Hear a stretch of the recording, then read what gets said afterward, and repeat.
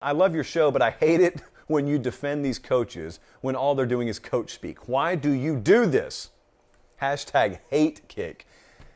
Since that is clearly what I do not do, let me tell you what I do like to do. What I do like to do is respect coaches who do engage in coach speak, only because I think that may be the way that I would operate if I were them. Because of what happens, there's so much higher risk than there is reward if you're truly open and honest. Think about how guys get handled when they're truly honest, when they truly share their feelings with you. How does anyone these days get handled when they're authentic? In other words, when someone will step up publicly and say what everyone is saying privately amongst themselves, how do they get treated? You know the answer to that. Therefore, you should understand why so many people engage in coach speak. So I don't ever bemoan a guy's right to traffic in coach speak, to not give you anything, because they don't owe you anything. You'll find out on Saturday. But part B of that, and I want to be really clear here, is I really appreciate when guys are open and honest, even if it may not stand to benefit them a whole lot. Dabo Swinney has been this way recently, and he's been that way for a while. Dabo Swinney has said a lot of stuff recently that he knows full well before the sentence finishes coming out of his mouth is going to be packaged up, misconstrued, miscontextualized, and used against him on the recruiting trail. He knows that. He knows that there are some agenda-based reporters out there, people in our space, who are going to intentionally take what he says out of context or not be responsible enough to go find the full context of his statements, and they're going to twist it against him to further said agenda. He knows that, and yet he's still willing to share with you what's on his heart. I appreciate that because we hardly get any of it. Nick Saban does it. We just talked about him. Lane Kiffin's done it recently. We've talked about him. Barry Odom the other night. We were talking about the Arkansas defensive coordinator. We played a clip from him.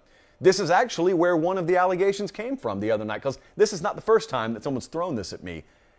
I played that clip from Barry Odom where he, paraphrasing, said, "I've been a head coach before.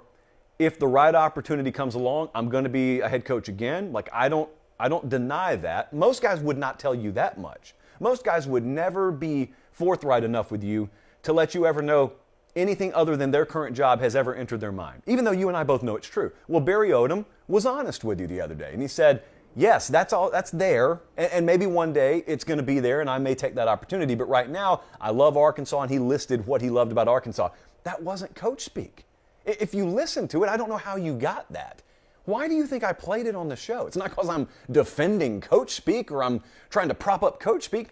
We get a bunch of coach speak every day from all across the country. If I'm playing it on the show, it stands to reason it stands out. Like, I thought what Barry Odom said stood out.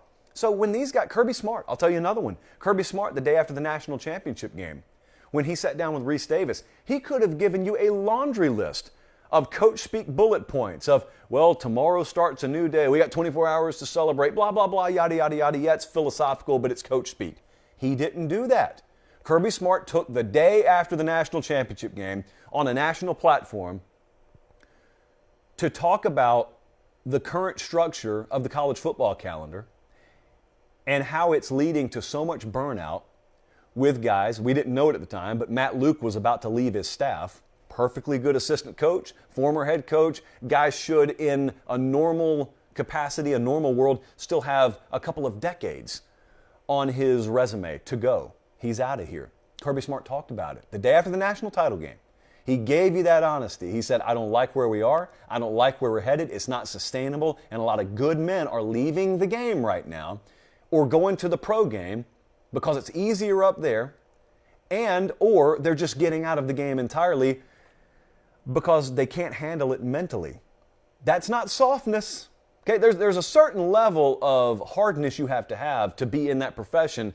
He was talking about it extending well beyond that point. We're well beyond the point of having and possessing a certain mental toughness that we all need.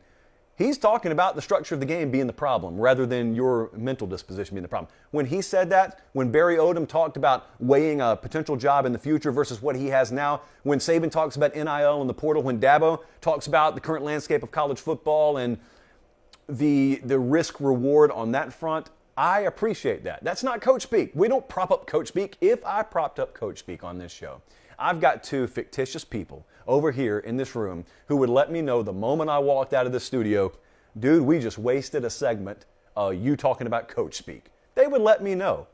I would put my fingers in my ears, but I'd actually be listening to them. I'd just be pretending I wasn't. So I don't know where that came from.